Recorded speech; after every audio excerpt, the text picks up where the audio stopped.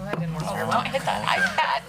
Oh my gosh. All right. Well, I just did it lightly. So that's okay. It's a thick I'll call the meeting to order. Trying to break our new iPad already. Okay, will you please call the roll? Toohill, Yes. Esti, Yes. Flournoy, Yes. Anderson. Yes. Rasmussen. Yes. Gandy. Yes. Ham. Yes. Okay, council, we have two changes to the agenda. In the consent agenda, we're going to delete resolution of employment in the fire department, and also under public appearances, Shanaz, Kreider. We're going to postpone that till next council meeting. Are there any other changes? Seeing none, we'll move on to the consent agenda. Approval of the minutes of the January 9th, 2023 council meeting. Approval of the January 17th, 2023 special payroll in the amount of $9,129.98. Approval of the January 20th, 2023 payroll of $129,341.23. Approval of the December finance report. Acceptance of the volunteer committee minutes. Acceptance of the diversity, equity, and inclusion committee minutes for November, December. Acceptance of the library board minutes. Consent of park use permit for Relay for Life, that's a noise exemption. Resolution of employment in the Park and Recreation Department. Approval of 2023 mobile home permits. And approval of a liquor license for Verizon Wine Bar, Fairfield Arts and Convention Center, Aranda's the Mexican restaurant. And approval of total claims in the amount of $232,621.68. There were no claims greater than $75,000. Move to approve consent agenda? Okay. Second. Good move by Gandy, second by Anderson. Any discussion? Yeah. I have a couple questions. I Okay. do too. My question has to do with the 2023 mobile home permits. Could we have someone explain briefly what those are?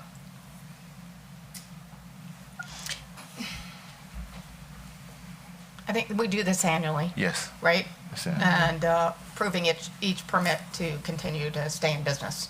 You wanna Yes. add to that? It's part of Yeah. our zoning ordinance. Yeah, and it's about the only other thing I can add is it's on a per lot basis. It's a city permit rather than anything that's necessarily issued through the state. You'll see later on in your agenda that one of the trailer courts is being acted upon separately. Right. And that is one that the council had asked last year to be have issues addressed, which is why we didn't put it part of the consent agenda. Okay. The rest of them, and Weston could add, are in fairly good shape.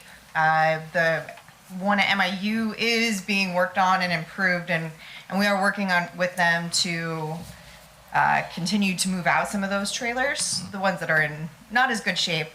But there has been some cleanup in the rest of them, and we feel comfortable presenting those for renewal. So there's a criteria, a standard, a set of points that the mobile home park has to pass pursuant to city inspection. Is that fair to say, or is there something more than that or less than that?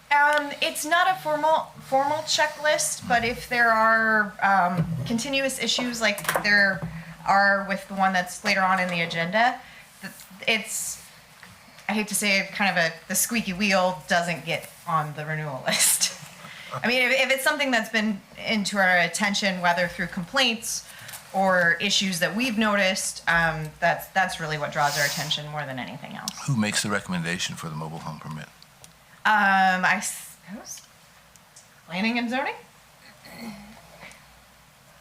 There's just an application that they fill out and they have to pay a fee every year based on the spaces. And then the city will do what? Just It's up consider the to- application, or will they go out to the site? No, they present to council, council approves, and then they approve the application. Does the city visit the site of the park?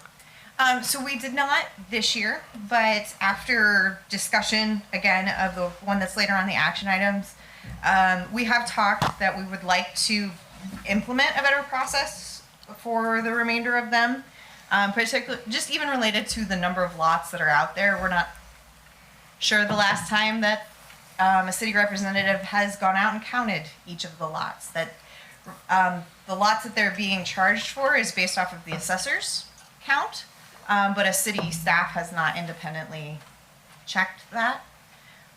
So there are things we would like to improve in the process. We're starting with the one that's later on the agenda, but the rest of them we have not done anything additionally with. Okay, thank you, that's satisfactory. Okay, Can I add something? sure. Our ordinance spells out lot lines, side yards, what kind of pads are supposed to be drivable inside the park and things like that. It's typical zoning ordinance. But it's not clear in our ordinance whether our inspection rules for regular rental inspections is applicable in the mobile home park. When we had a meeting with the owner of the one we're going to talk about later, he really didn't know for sure whether HUD or other people that give approval to Section 8 and Section 202 subsidies was going to the park or not.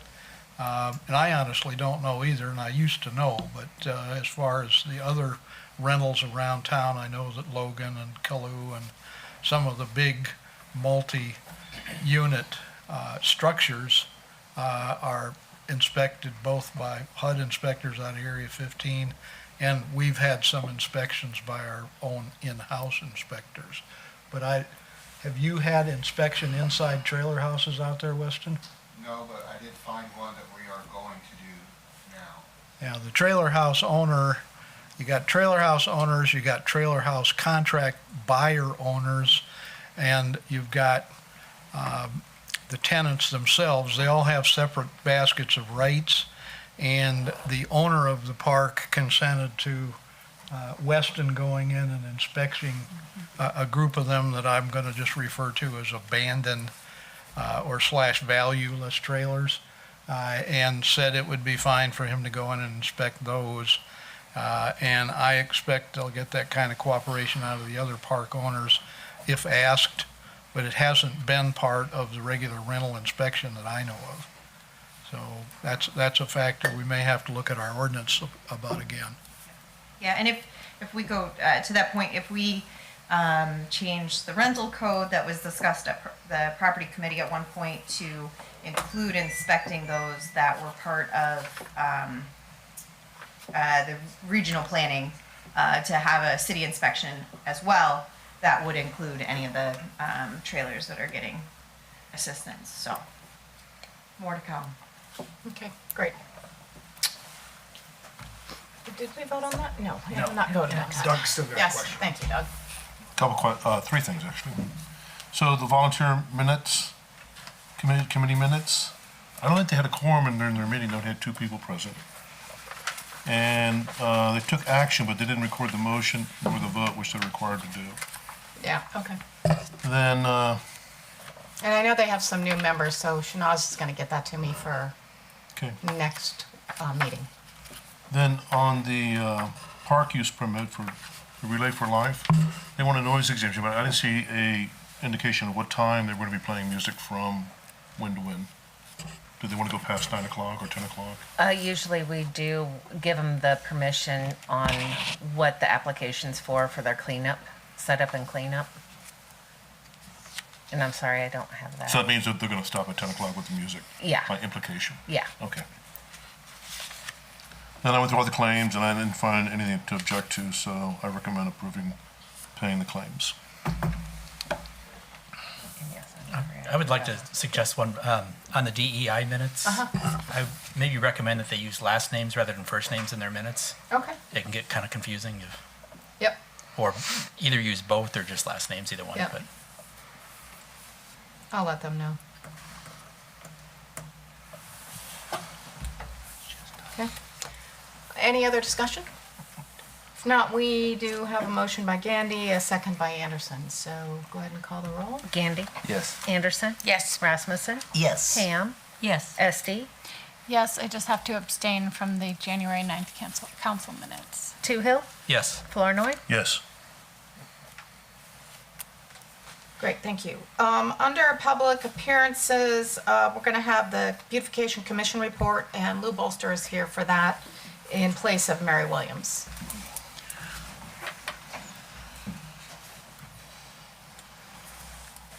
Howdy, folks. I'm Lou Bolster. I've been a member of the commission for my 3-year stint has been going on since 2012, last January, yeah, September actually. So anyways, I've been involved for a little while. We are in the process of kind of reformulating our team. We're supposed to have 10 members. We're down to 5 right now. This last fall, we lost 3 members, gained a couple, so we're kind of in flux. We're working on building that up again, and if anybody has any ideas or anybody comes to anybody, please talk to the mayor or anybody on the commission. I'd love to visit with them. You've got the notes on the proposed budget. Y'all know what we do? Do I need to go over that at all? Or, No, okay. I don't think so. And we are kind of expanding our, how do I want to say it? We're looking for things to beautify. Let me put it that way. Beyond just the normal scope of flowers and things like that, we're looking at other things. What else can we do? For instance, this last fall, we discovered that there is a bunch of abandoned concrete and a big old stump in Howard Park. And we planted a tree there that we're calling a peace tree, and we're going to have a nice little stone and a bench there and things like that. We want to upgrade the park overall because it gets a ton of use, huge amount of use. But having abandoned chunks of concrete that who knows what they are for, or for instance, there's a red granite pedestal that used to have, I think it was a sundial on it as part of the original dedication to the park. Sundial was removed some time ago, who knows when, and so it's just an abandoned chunk of stone. So we want to revitalize things like that and make them look more intentional rather than just forgotten. So we're looking for different projects like that.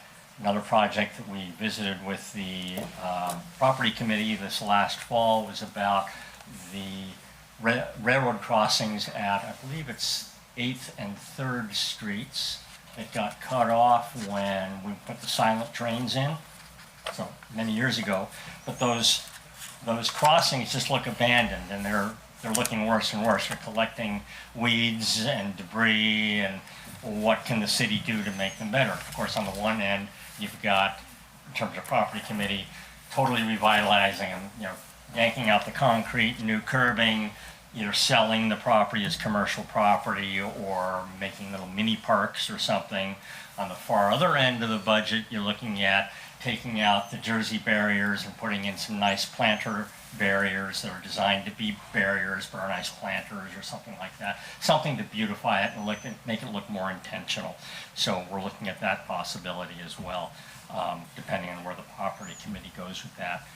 But anyways, we're moving ahead. We changed the nodes around the square, are getting a complete overhaul. We're going to have a lot of bulbs this next year. And for anybody who knows about bulbs, they're good for a few years, but then they need to be replaced. So we've got some in our budget for replacing those next fall as well, or expanding them into Heritage Courtyard, things like that. Let's see, what else can I tell you that you don't already know? I guess that's it in a nutshell. Looking forward to another beautiful spring here in Fairfield, and any questions? I do. Yeah. So first, thanks for all the work you do. I appreciate it very much. Sure. Makes the city look a lot better. So I see you included a budget with your request to speak. So it's about twice what you got last year? Yep. That's fine. Could you have your board or your committee approve that budget and then forward it to the Ways and Means Committee so we can consider it when we do the budget? Sure. Yep. I believe we've already approved it. I'll double check that. I don't think it would even be here if it wasn't Okay. already approved by us, but we'll make sure it gets forwarded to the Ways and Means for sure. Thank you. Well, then make sure you label it fiscal year 24. Yep, Okay. yep. No problem. We'll get that handled. Okay. Anything else? Anything else, council? Thanks, Lou. You Really betcha. appreciate Thanks. You betcha. Take care. serving for so many years, Absolutely. and thank you again to the committee as a whole. It's a good thing. Next is Larry Padget for a request for a burden ordinance exception. Larry? Thanks for listening to me tonight. My name's Larry Padget. I'm the superintendent at the Fairfield Golf and Country Club, and I am the, I don't know how to pronounce it. I am the, well, they elected me to be the person to come here and talk, but it deals with the foundation. The Fairfield Golf and Country Club has been designated as the oldest club west of the Mississippi. And through that, they've started a historic foundation. And with that, we are raising monies through donations and grants and things like that. And the first project we want to work on, and the monies that we raise have to be used on the course, to beautify the course. Maybe you want to donate some money to that. That'd be nice. But I'm the project manager. That's what they gave me. I'm the project manager. Yeah, okay, so I am here to ask. The first project we're going to do is we have Crow Creek that runs through our property. I don't know if it's our property. We had it surveyed. Our line kind of goes right down through Crow Creek. I don't know if anybody ever owns a creek or a river. It's just through our property. It's been neglected for a long time. There's a lot of brush that's in that, a lot of down trees, a lot of hanging trees, which are very hazardous if anybody goes down along the creek to find their ball and stuff. The first project we want to do is to clean that creek up. We've got some contractors ready to go on that. What that's going to consist of is going to be cutting down some trees, dragging brush out of the creek, clean up the multiple rose bushes, get down there and weed eat, and to use this creek as a beautiful part of the golf course and of the city too. You know, it's going to really improve our city, I think, because it looks horrible right now. It's just a brush pile. So we've contacted some contractors, and I'm here to ask your permission on the burn ordinance, maybe extending it because they're going to start this week. We got to get this done while the ground is froze, because we can't get down there with equipment, escalators, and what we need to clean out this creek. And so we don't know what to do with the brush and the trees that we're digging out, because there will be a lot. First thought was piling along the road for city cleanup, but we don't want to do that.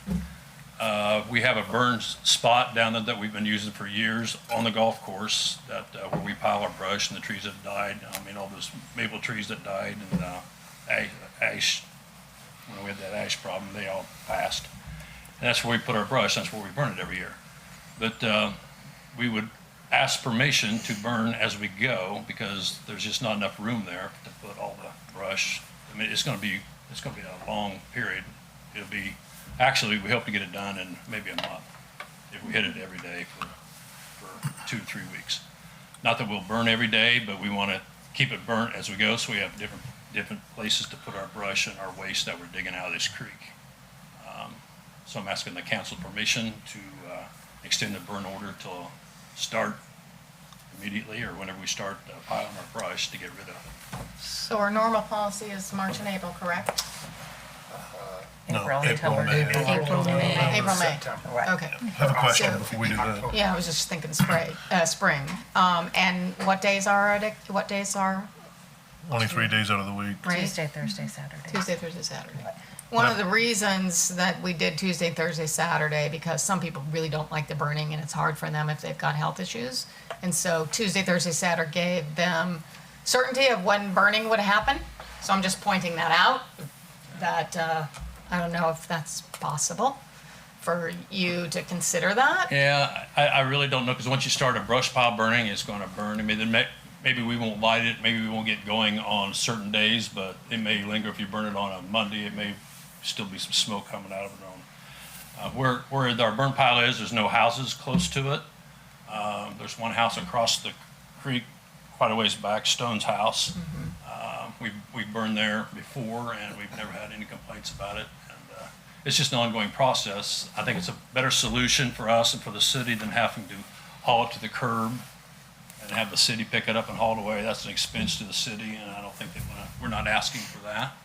Well, can you haul it to the location where we have city residents haul their? That was an option, but the cost would be twice. That's what the contractor said. It costs twice as much to haul it away as it would be if they cut it, burn it, pile it, versus Well, running. the total cost would be twice? Pardon me? The total cost would be twice? The total cost right now. You're saying the total cost would be twice? Yeah, the total cost right now is going to be about $30,000. It's 20. It's going to be over 20 to remove all the brush, and then we're going to start working on the creek on the outside, trying to get it smoothed out so that we can plant seeds on it, stop erosion. right now, as I walk this creek, talking to our contractors to cut this, there's a lot of erosion on that little creek that's coming into the golf course, and there's pipes showing, and the sewer, they just put the sewer line through that, and that's pretty destructive going through there also. But if we get all this stuff out of the way and cleaned up and get it seeded, then we can maintain what's there, and it'll beautify. And we're not really asking the city or the council for any money for this. We're just asking permission to get rid of the debris that we're. You'll do this from D Street to Fillmore? D Street to Fillmore, yeah. Full length. I had one question, talking about the erosion. I know a lot of that brush and stuff that's down there right now is restricting or preventing some of the erosion. There's some rather large trees that sit right on the edge. Yeah, we aren't. Are you concerned that by taking that brush out that it may Well, affect? no, I'm talking Yeah. like the tree on number 3 green. Yeah. On number 2 green, the one that cut out, or number 3 green. Yeah, the greens actually are pretty close to that creek coming through, and we don't want to do anything that's going to create any more erosion. But now we can see where the erosion is once we get all this stuff out of there. Most of what's in there is just, we're not really going to be removing a lot of trees. We're going to be cleaning out the trees that are down, or what we need to do to beautify that whole area. Well, that raises another question about how that impacts the ecosystem and, Dead trees. oh yeah. I think it helps not tearing out our bridges every time we get a big flood. It comes down and it washes and it washes hard, and it takes out the bridges on the golf course. And I think a well manicured creek bed, or not creek bed, but shoreline, you might say, along the creek is a lot better advantageous to eco, because we can see what's going on and we can repair problems that we have. We don't plan on taking a lot of trees out of the creek that's down in the creek, because we don't have to do that to maintain the shoreline or maintain the outer area that's there. But it's just When did you want to start this?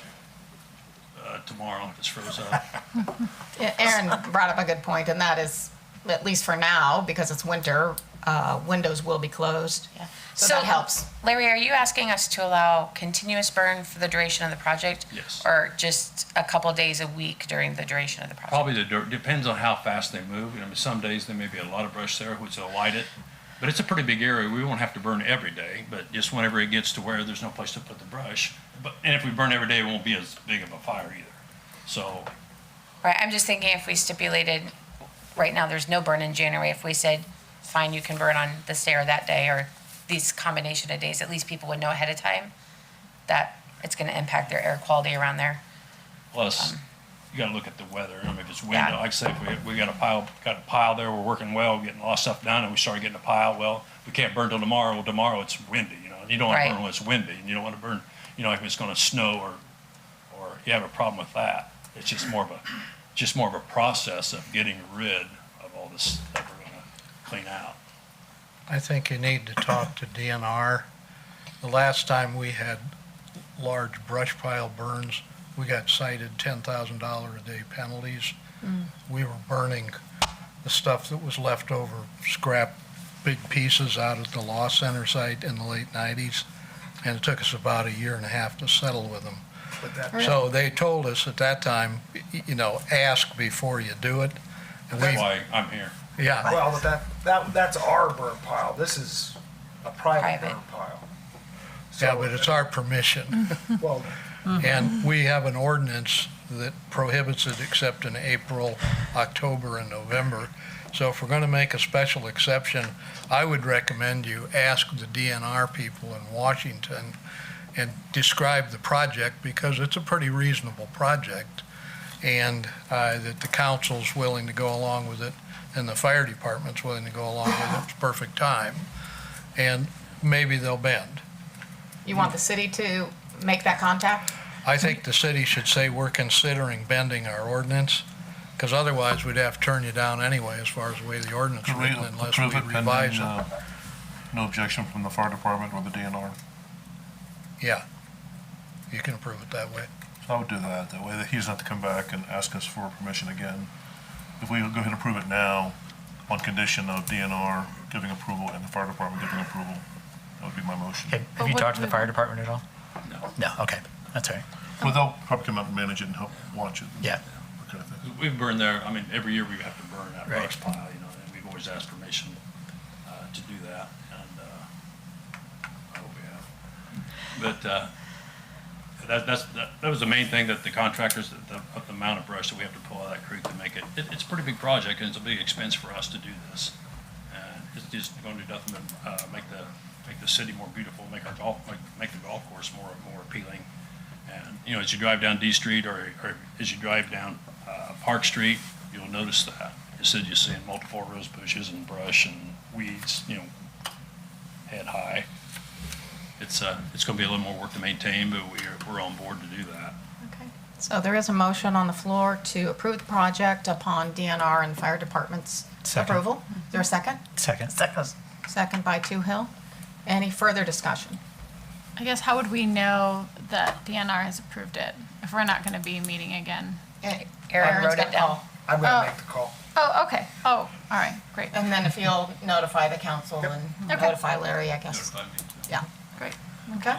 Well, thank you for considering this, because I think it's a great project, and I think it's something that's going to improve your city and improve the looks of that place, so. Is thank there you. any other discussion? Just Just want curious, to thank them for taking on the project. That sounds like it's going to be pretty industrious You're for welcome. all your I'll pass the word. volunteers, too. I'll pass the word, Yeah. because it's well needed. who is doing the work? Right now, we've got Parker Tree Service out of Atumwa contract to Okay. do it. I took bids, 3 local, one out of town, and they came up with the best project. Okay. They're more, how do you say, more larger framed business or capability of doing such a large project versus cutting down a tree or two. It's gonna be a project. And hope you notice. Thank you. Okay, Great. any other discussion? Because not call the roll. Flournoy, Yes. Toohill, Yes. Rasmussen, Yes. Gandy, Yes. Hesty, Yes. Anderson, Yes. Ham, Yes. Okay, great. So, Can I ask one? Yes. So if the fire department or the DNR said, no, we can't burn, can't do that, is there a way that the city could help haul this stuff off, or how are we gonna get rid of this stuff? We put it out that we could burn, we could put piles on our property, on D Street and Park Street, that the city can pick up or help us get rid of it, or, They only I don't know what pick up option B is residential. going to be. bounty for businesses. can we make a section? That's what I section wondered. for that? It's a charitable foundation.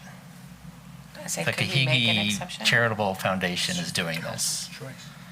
If you want to It's up get you guys. technical. You set the policy, so. I mean, it does seem to me like that's something Correct. that we could. Yeah, yeah. Okay, It's- I want to make sure I wasn't. Yes. Well, I we mean, have- I It's a- We have to personally, talk to our people. Nonprofit. Before we make a big commitment. Charitable Yeah. organization. yeah. We need to defer until we talk to our people. Okay, we'll come back to it. Okay, thank you. So, Aaron will be the first to know about the DNR, right?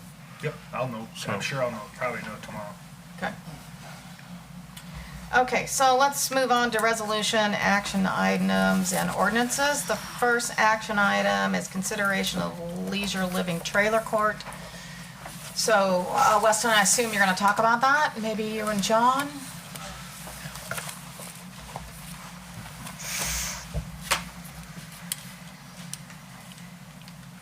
Good evening. So with the new year and the new renewal of the permits, I was asked to do an evaluation of the leisure living trailer park. And formulate a plan and have a meeting with Don Davis to make improvements on the park. Over the week of January 16th, I went through and did a personal evaluation of each lot in the park. And then on the 19th, we met with Don Davis. During my evaluation, I found 39 deficiencies, we'll call them. A lot might have multiple deficiencies on it, but I considered that one deficiency. Okay, so when you look at the list, that's how you can kind of come up with the numbers. I had 6 abandoned homes, 29 properties that could be cited under our nuisance codes. We have 1 active sewer leak out there. Two places which I considered that needed to be watched. We had trash throughout the park, and then we have poor conditions of the roads also. When we had the meeting with Don Davis, I offered to aid in the process of improving the park by writing up 3 properties under our nuisance ordinance, 9.6801, because I feel like they're very large nuisances, and that gave Don Davis the ability to write a letter to them also. I will also be doing like in-depth evaluations of abandoned trailers to help him, aid him in the process of deeming them valueless properties. I'm working with Don Davis and the owner to immediately fix the sewer leak that's dumping out on the ground also.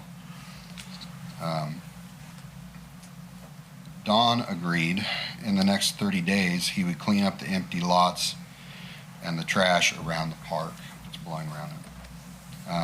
He'll clean the inlet to the drains for the roads so we have proper drainage at the low spots.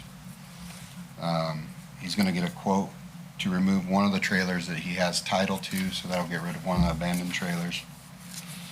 He'll start the legal process to gain the titles to the abandoned trailers that he doesn't have.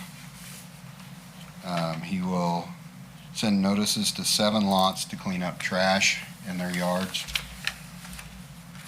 He'll send notices to the 3 lots that I write the notices to, verifying that he has the right to terminate their lease if they do not abate the nuisances. Then within 45 days, he's going to have all the mowing done out there. So he has a lot of trimming that needed to be done, whether there's a trash pile there or a fence or something like that. His crew that he's had has not done any kind of trimming. They've just done straight mowing. He's going to have a negotiation or the ability to look at a new person to do that mowing. Within 60 days, he's to repair the fences at the playgrounds. And then Don is going to get bids to do repairs on the roads for an immediate repair for all the potholes, and then present a 5-year plan to us for repairing all of the roads out there.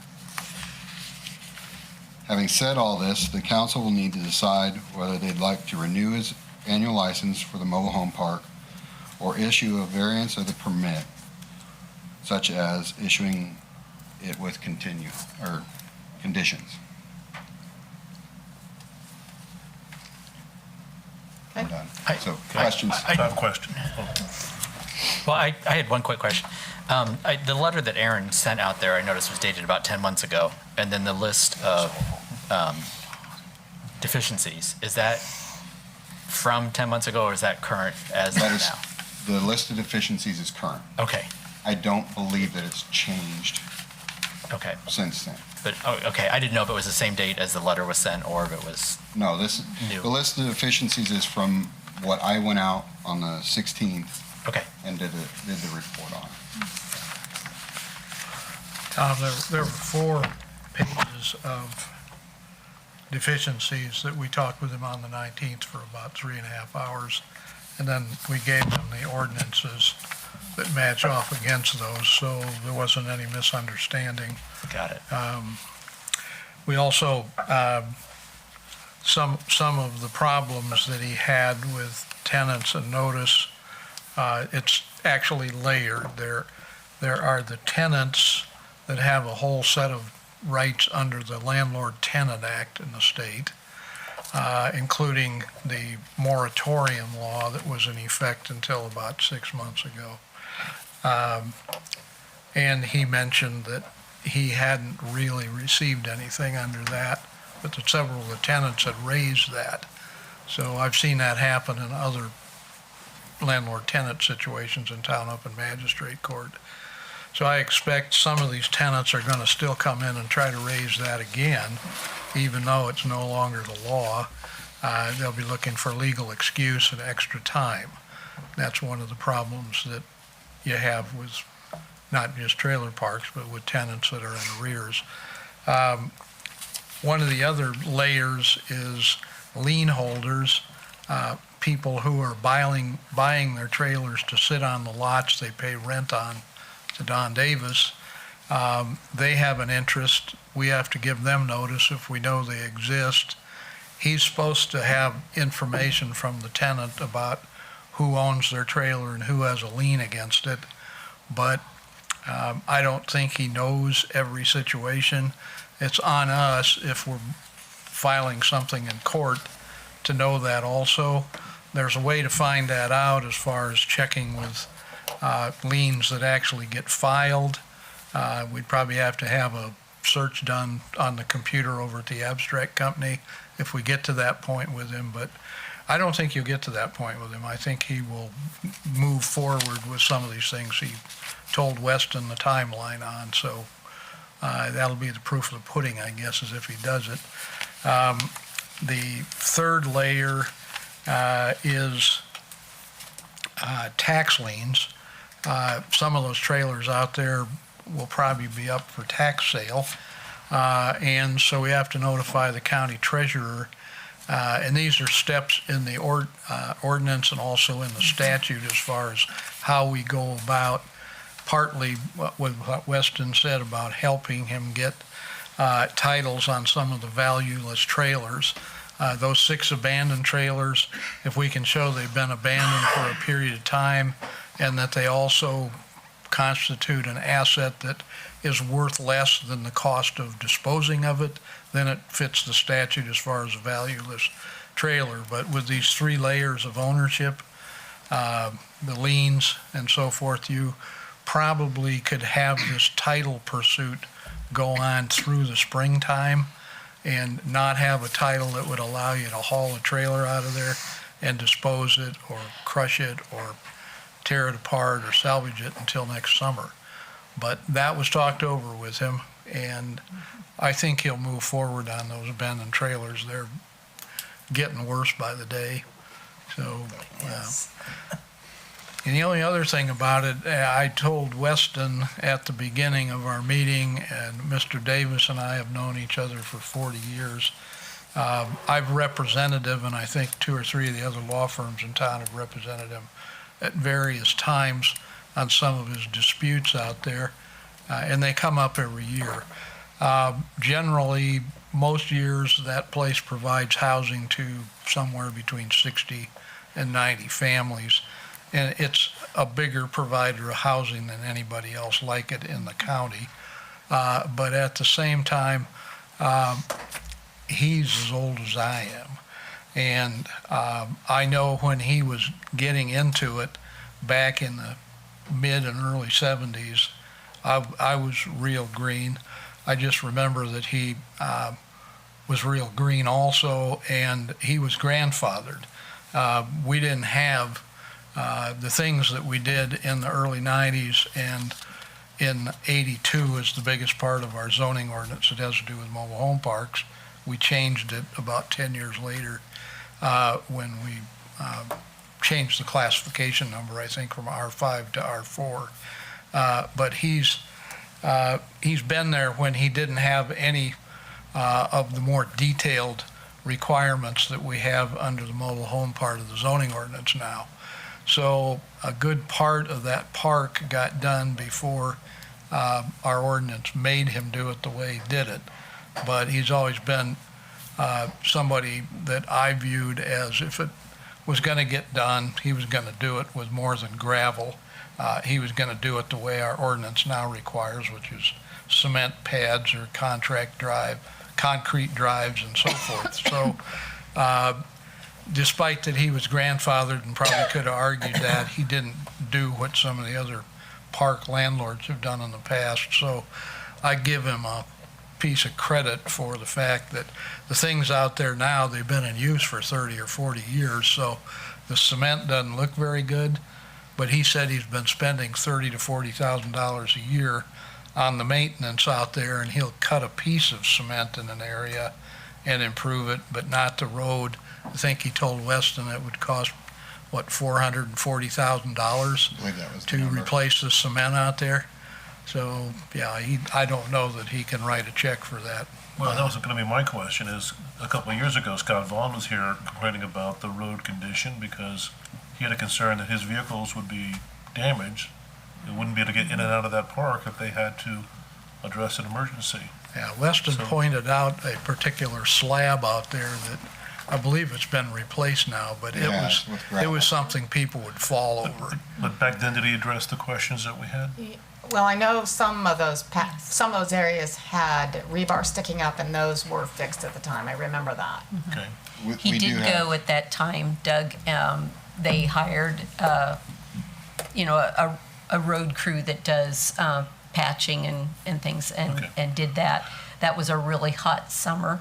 So what happened is it never really settled because as the traffic kept going on it, it kept working its way out of the holes again. So I guess my point is, was he responsive the first time we had to address problems out there?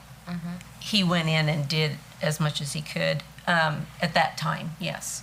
And what instigated is I received another phone call from an elderly gentleman that ended up having a $200 brand new tire because the road did damage to his vehicle as he was driving slowly. And so he wasn't happy. He's one of those that has lived there since the park started. And so he had a lot of questions about what we would be doing to keep the park in good repairs for as long as he's still going to be there. I'm with Weston here. I really believe that all my encounters with Don through the years have been that he always follows through. And so I would really like to just see where he goes with this list that they have worked out, and keep encouraging him to finish that out and keep making these improvements as they take one thing out and keep moving on with it. I believe he will do that if we just encourage him to follow through. Is it possible, so are you asking us to renew the permit?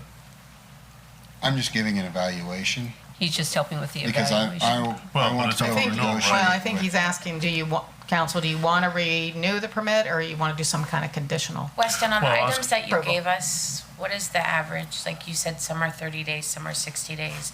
What is the longest period of time that you guys have discussed on your, top 5 concerns? 45 days. 45 days? No, there was some out there at 60 days. April 20th, I believe, is when our next meeting is. So really, I mean, we can evaluate them at the 30-day and 45-day, but we're not going to get any response or any kind of action until that 45, or until April 20th. I mean, that's when our next meeting is, so. But didn't he say he would address certain issues in a certain Yeah, in number of 30 days, there's lots of lots that are empty, that have small piles of trash on them. Trailers have moved out and left their debris where it was So if before we when it made was a against the conditional trailer. motion tonight, there would be evaluatable points that you could discuss when you get together with him again? Correct. Okay, so do you need us to be specific, would it be helpful if we were specific in our conditions in that all things agreed upon in the 30 to 60 day window have been addressed by our meeting in April or whatever? Would that be helpful? That could be Okay. a tool to use in So negotiation. help me, I did listen to you, but there was a lot of information you read. Yeah, I'm sorry about What that. is, so I heard you say that some things will be addressed within 30 days. I did hear 60 days. Was there anything beyond the 60-day mark? The meeting in April 20th. And is it an attainable goal, knowing that it's January in Iowa, that the things you listed for 30 and 60-day deadlines can be done even in a harsh Iowa winter? I think that there is a possibility of excuses to not do them. Because it's Legitimate excuses, though. Legitimate excuses. Okay. Like trash is frozen down and stuff like that. Oh, because I thought trash would be the one thing that wouldn't be excused. Just pick it up and haul it Well, off, man. it depends on what it is. Yeah. I mean, there's I had a decent piles and there's situation burn on piles that people have burnt there. There's things that could be, but I assume that he'll want to come in with one crew Okay. a dump trailer and just go lot to lot to lot. So if we use the term satisfactory improvements towards the goal set and leave that to you to determine whether it's satisfactory or not, are you comfortable with that in your position? Yeah, if that's what the council wants me to do, I definitely They do had- that. After his meeting on April 20th, we have a meeting on the 24th, so he could report back on the 24th to either A, approve it for the rest of the year, or we have to be a little bit more serious about getting things fixed up. You could table the Approval. decision, the approval, until after that meeting. Until after that. So then what happens in this interim though, if he's not approved now and we table it? There's Are there a any lot, negative because we're implications? asking, on this list is the 5-year plan for the streets there, so that there is a plan put in place.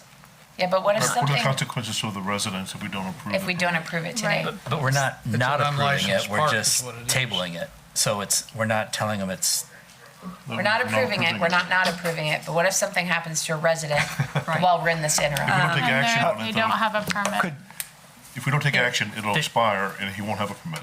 Right. could you give a, he has a would you, conditional permit since it's tabled, correct?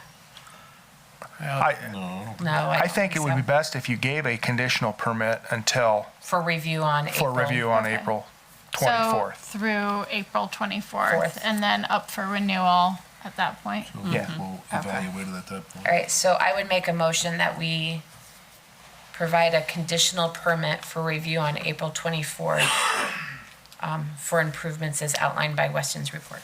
I'll second it. Okay. Before you vote, let me mention something, and again, I'm going to remind you that I'm conflicted.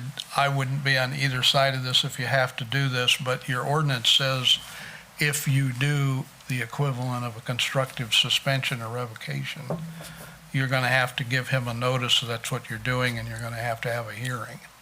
So part of what his violations are, in my opinion, and this is from my experience, in 30 years aren't grounds for a suspension.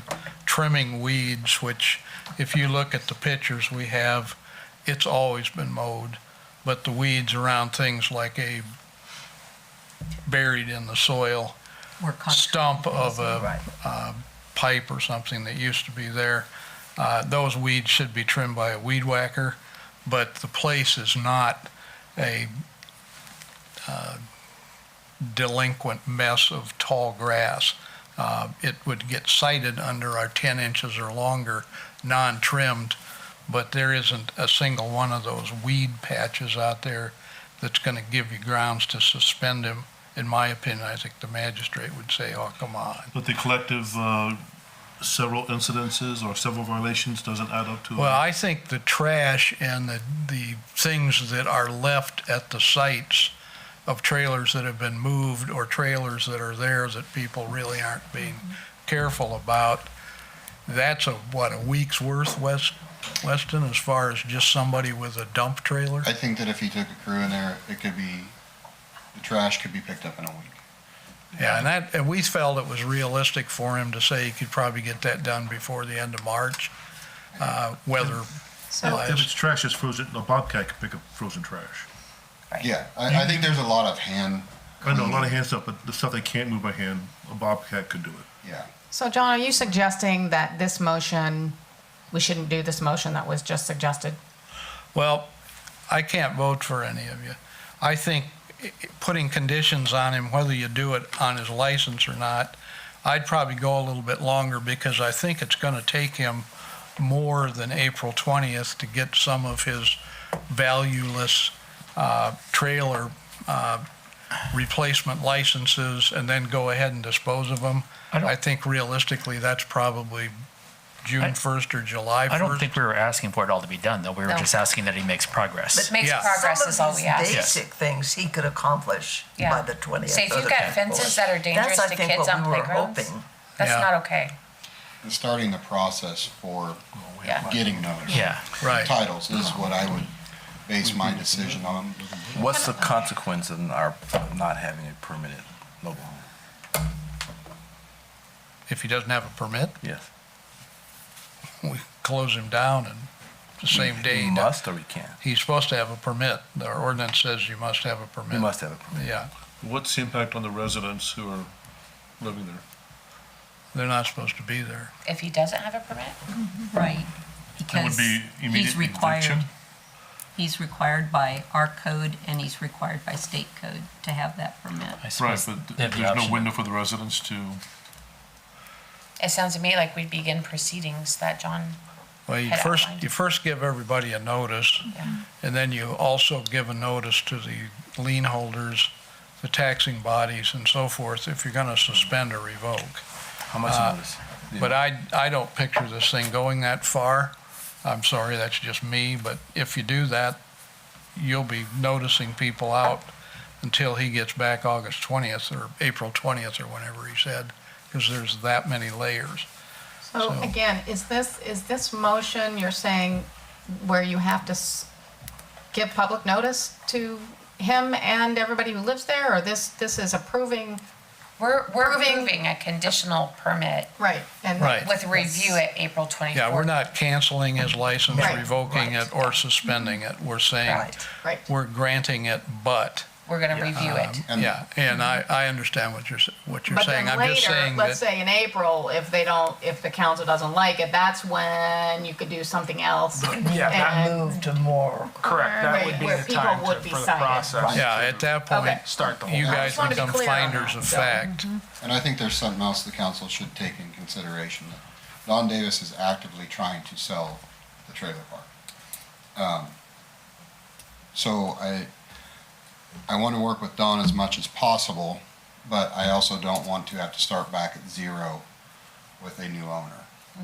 So these things I want the new owner to have to at least acknowledge that they're there and that the problem is something the city recognizes. And hopefully it also. would help Don sell it Yeah, if it he's should be making his- improvements. his interest to improve the appearance of. Don also did have one request for the city, some help with maybe transferring from one account on the sewer and water to doing individual trailer accounts out there. So it's something we've talked about, and it needs a lot more research on whether we'd be able to do it with the DNR standards and how we would do that. But that would save him a substantial amount of money on the water bills, and he would very possibly put that into the road system out there. Is that something we need to refer to Do we do committee? that with the other trailer parks? Have we? We haven't done it with any. Do we have, haven't done it with anybody else that way? No, we have not. Well, if we could do one, our still will. Uh-oh. The big guns coming up. That's all. Somebody's attention. So we have, one of the trailer parks does have individual meters. Okay. And that is the one at MIU. It was built that way. But it has a very weird ownership agreement as far as who owns what.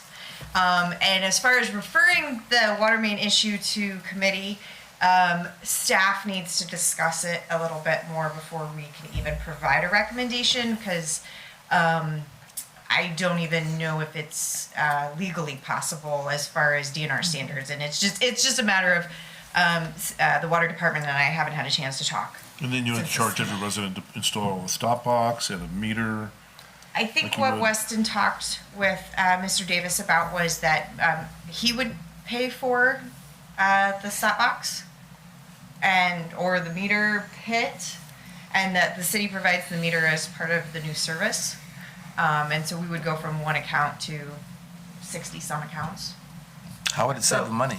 So let's.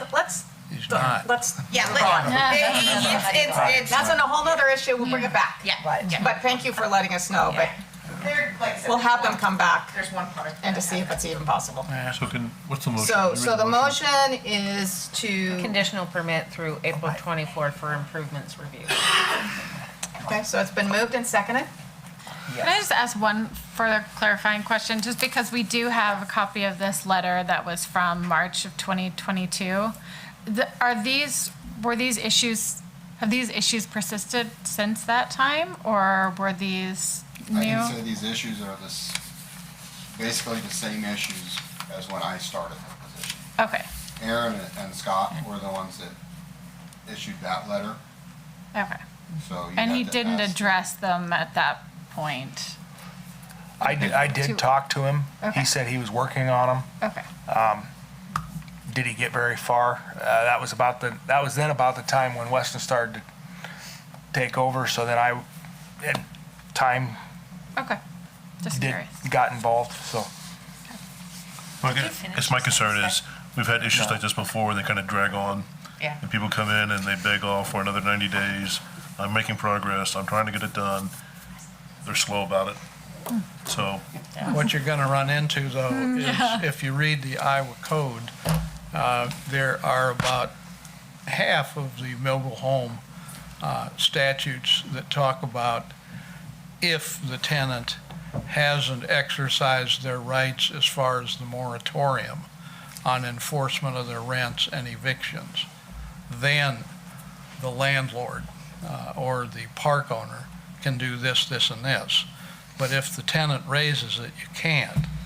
I know for a fact that it was raised a number of times on him and some of the other park owners in town, all the way up until pandemic was declared all done end of last summer. So he would have a legal excuse about Liz's question on that letter in the spring of 2022.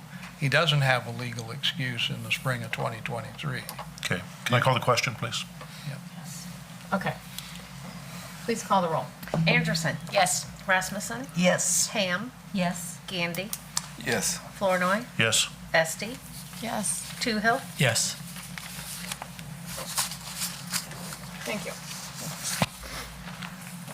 Next action item, consideration of 2080 for the fire station. This is the current fire station with the Jefferson County Public Health Department. And I apologize that this wasn't linked out there. I thought it was. And so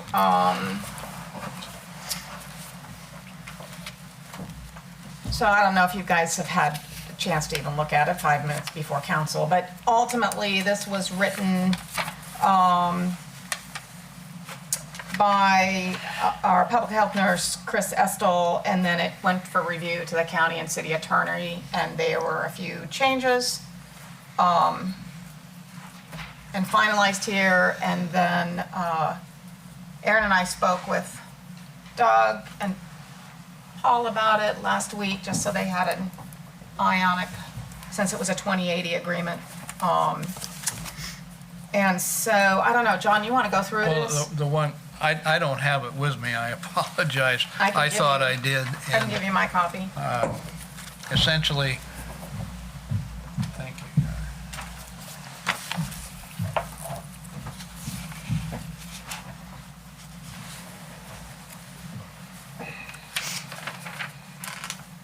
Under the terms,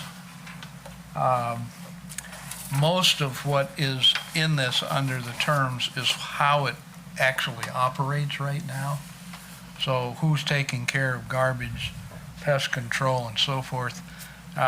It's allocated in regard to the respective use.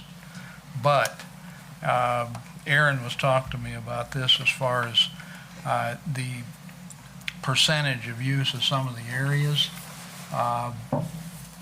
That would have come into play in the past over there. Somewhere there has been a written agreement before, but nobody can find it. That's why this is out on the table now.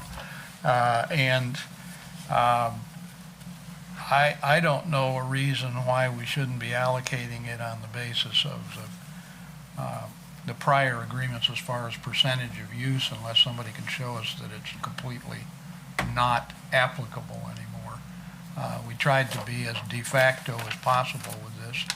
I think, Aaron, you had a little different percentage perspective. I don't know about percentage, but square footage wise, I did have talked to Chris about that, and she says they have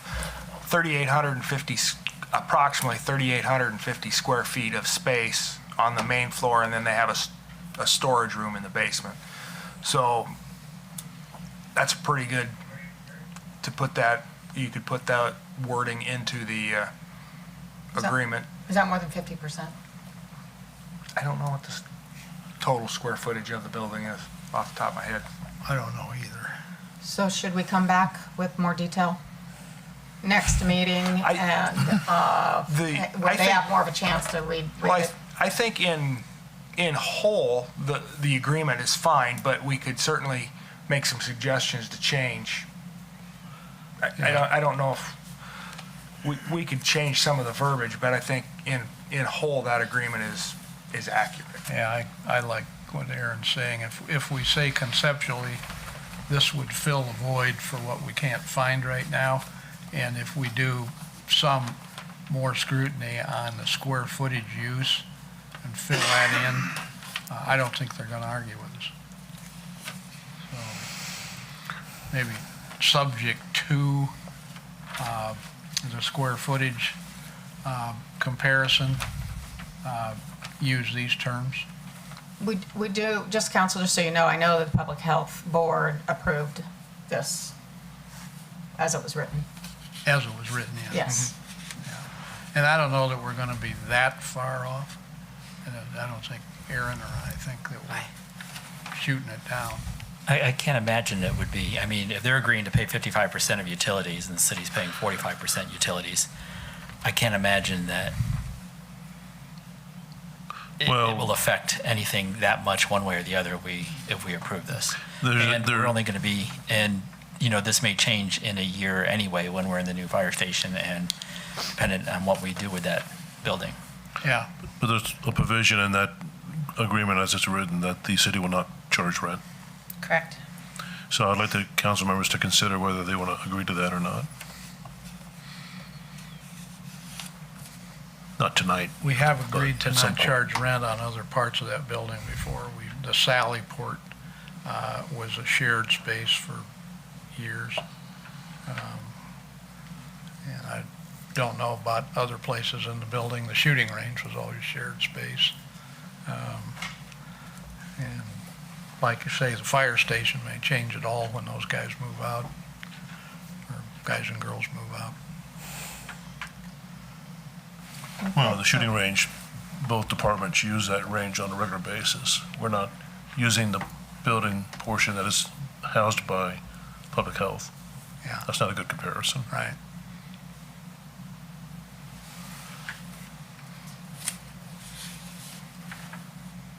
So I suggest we table, well, okay, the other question I had was, who do you want to have overseeing this agreement? The Jefferson County Service Agency or the administration? That's another thing for the council to consider. Who do you want to have it assigned to? Do you have an opinion, Doug? Since you are a service agency member, do you have an opinion on that? I think we could take care of it. Just, we do the recycling center agreement already, the law center, and we could do this as well. But council needs to decide what they want to do. I just think that if we're going to charge rent and we're going to watch these things, we need to watch them because we got in a hole with the 28E with the law center, big time. And someone needs to watch it and make sure that we are on top of it every year. So would you change the language in here?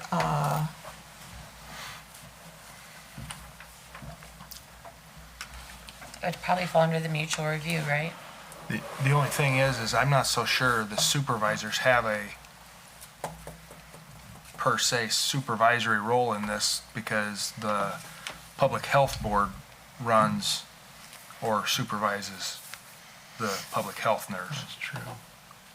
Could still be This city of is- Fairfield, The but city still needs to oversee the 2080s they're getting into.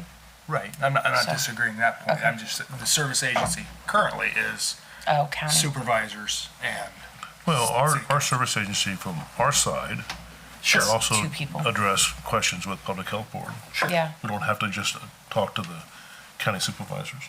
This has the same language in it that our other 2080s have as far as by November 1st, if we say we'd like to review this before the next fiscal year, we can do it with the verbiage that's in the last page. Basically says either side can ask to have it reviewed if they do it by November 1st. And then we've got until the next July 1st to come up with any changes. so just, Could be annual review. very quickly, and Tom alluded to this, it has 55% utilities paid by Jefferson County Public Health. We pay 45%. Building repairs are 50/50. We each pay our respective costs related to garbage, snow removal, pest control. Mowing is responsibility of the city. As far as liability, both entities are paying for their own liability. Well, there were a couple minor questions there about snow. I think we should have had verbiage in there about who clears the snow for the county? Or does the county road service? Yeah, they service snow? the parking lot on the north side and do the north sidewalk, according to what Chris told me. And then That's not spelled out. city does the That would be east good. sidewalk and the rest. And then I think, I asked Aaron this at our meeting, does Waste Management have pickup for that whole building since it's a city building? I think so. So the garbage is a moot point? No, they have a dumpster that they pay for. They have one too. Oh, I see. Yeah. Yeah, they have their own trash pickup. So do you want that snow removal to be spelled out more detailed, Doug? I suppose, yeah. I would do it if I were writing it. Okay. So, and then again, as Doug pointed out, we are not charging them any rent.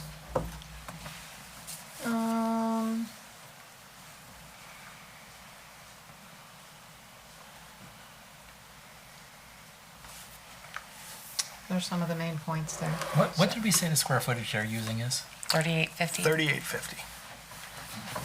You know the charge for rent per square foot. And we own the entirety of the building, right? The city does, As Yes. far as we know, yes. as far as we know. That's where it came from.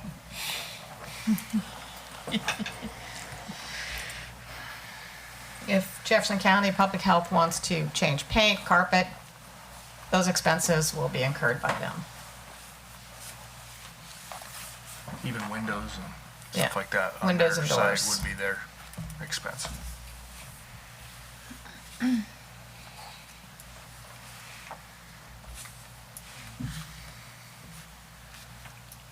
So would you accept approval of this with the additional language of the snow removal? Is there a motion for that?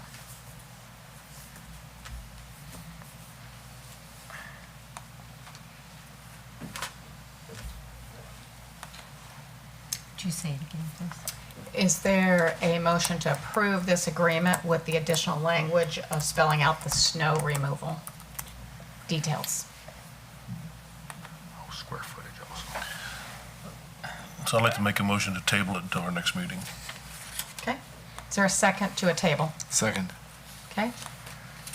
Any discussion on tabling? If we get revised edition out to everybody, and people can consider whether we want to do the rent issue and who should oversee the document, then I think we can make a decision at the next meeting. Okay.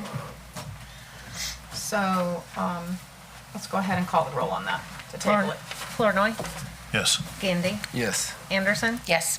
Esti, Yes. Toohill, Yes. Ham, Yes. Rasmussen. Yes. Okay, great. So that will be tabled until next time, till next meeting. Next action item, consideration of city council operating procedures. Aaron had sent this to you a while back. We just wanted you to review it again at the beginning of the year. There were a couple changes. One being when someone comes to the podium to speak, we ask them what ward they're from versus their address unless they want to give it. Also, When tabling something?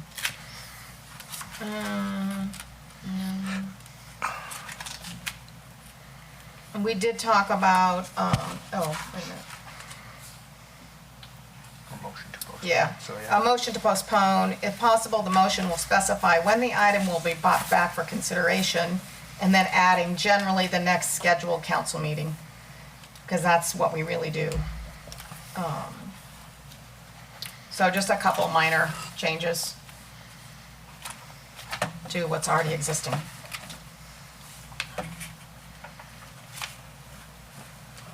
Motion to approve the operating procedures. Second. Okay, it's been moved and seconded to approve the operating procedures. Any discussion? Not, please. Weren't we going to designate a sergeant at arms? Is that why it came up in the first place? Or That wasn't something? part of I this. can't remember what it was. That was our, That was our emergency plan. The That's emergency, the separate. emergency plan, right, that's what Yeah. it was. Yeah, That was at our work session. Yeah, it was close, yeah, yeah. but not quite. What were we gonna do, though? Can't remember. We did it, didn't we? We said you We're were gonna the make an addition sergeant. to the, assistant two, or second two. Yeah, you can move on. Are you questioning that? I don't know what it was that we agreed to do, change.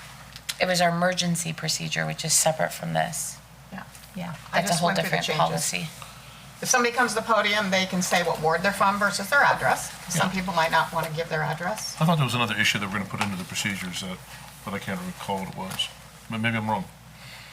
I don't know, those are the only two things I have marked. Okay. It's been far too long. Isn't our emergency document a separate document? Yeah, That's when we discussed people approaching the podium too. yeah, and putting up a barrier. Yeah. Yeah, That was all separate from this. yep. Yeah, that's not part of operating procedures though, right? Nope, Okay. nope. Okay, so. Okay, so we have a motion on the floor. Let's go ahead and call the roll. Anderson? Yes. Esti? Yes. Toohill? Yes. Rasmussen? Yes. Ham? Yes. Flournoy? Yes. Gandy? Yes. Thank you. Next action item is consideration of resignation of the city administrator. Guess you all know Aaron is gonna leave us. You wanna say something, Aaron? Yeah, as you all know, I've been offered the position of city manager in the city of Carroll. One of the things, as that's been an exciting thing, looking back at who I've had an opportunity to work with and then coming back to the people that I've been working with for the last 5 years, it's been a difficult thing to say, hey, I'm moving on. So it's been a extremely enjoyable opportunity, and I've enjoyed working here. I think the city of Fairfield has some great opportunities and has some good things to look forward to. But I think at this time for my family, I think it's a good opportunity for me to head north and west. I think the city's in good financial condition, so that's good. And so with that, I would accept a motion, or take a motion to accept his resignation. Reluctant. Effectively March 3rd, by the way. As you say, Aaron, I agree with you. It has, your 5 years here has been a difficult thing. Wait, that's not exactly how I meant to say. I meant to say that we appreciate your service and your outreach to the community, your responsiveness, your competency. You will be missed. I make a motion to accept the resignation of our city administrator. Is there a second? Reluctantly. Second by Rasmussen. Any discussion? Any comments? All those in favor say aye. Aye. All those opposed, same sign. Okay, so your resignation is accepted. You can leave after March 3rd. What would have happened if we'd not accepted it? Yeah, I right? know, right? I don't know. Ask those lawyers. I Yeah. was gonna say, John, what happens if they don't accept it? Katie, he's going into our territory. Don't worry about it. Let's move on to the next thing. The next item is Let's get to Melanie's consideration stuff. and review of proposals for executive search firm. There were, I believe, a couple attached. I think we would like to send this to Personnel Committee. Yeah, I make the motion, we refer to personnel. Okay? Is there a second? Second.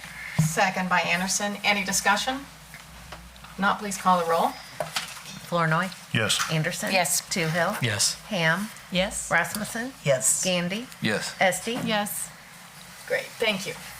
So we will, if you can schedule that ASAP, Aaron, Yep. that'd be great. Do you want to vest the personnel committee with authority to go after the search group?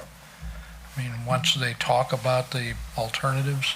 The Personnel Committee would have to come back with recommendations to full council for that kind of approval. It Yeah, I'm doesn't just have, thinking if you don't start the search till the end of the month, not the end of the month, the Yeah. next meeting, you're shorting yourself out We'll just have to make a half the month. notice. Well, we can make so another that we can have motion a to meeting authorize as soon the as Personnel possible. Committee to issue an RFP Right, to other search firms if they so desire. yeah. Is there a second to that motion? Second. Okay. It's been moved that the personnel committee could do another RFP if they wanted to move forward after they meet. Any discussion? Not, please call the roll. Flournoy, Yes. Toohill, Yes. Esti, Yes. Rasmussen, Yes. Gandy, Yes. Ham, Yes. Anderson. Yes. Okay, thank you. Next action item, consideration of fiscal year '24 strategic goals. You want to talk about that? yeah, I took all of your input, put it together on the spreadsheet there, or on that piece of paper using your votes, and obviously the highlighted ones are the top 5 that vote getters for this coming year. Could Jason bring that?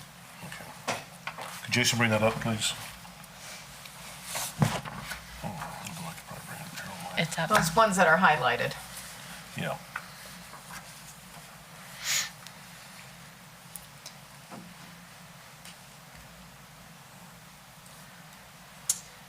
Okay. With that, I would accept a motion that we move forward on these goals. So moved. Moved by Esti, second by Toohill. Any discussion? Not, please call the roll. Esti, Yes. Toohill, Yes. Anderson, Yes. Gandy, Yes. Ham, Yes? Rasmussen, Yes. Flournoy. Next action item. Yes. Oh, sorry. Consideration I was of, gonna ask the question, but we didn't get to it. All right. oh, sorry. I went a little too fast. These look like the Consideration same of, 5 we had originally. I'm sorry? These looked like the same 5 we had originally. No, I don't think they are. There were some things that we completed. I'd have to go back and look at the other one, but I think they're different. All right, which They one's were different? on the list and things got started, but we're in getting more work done on each of them and completing them, I believe.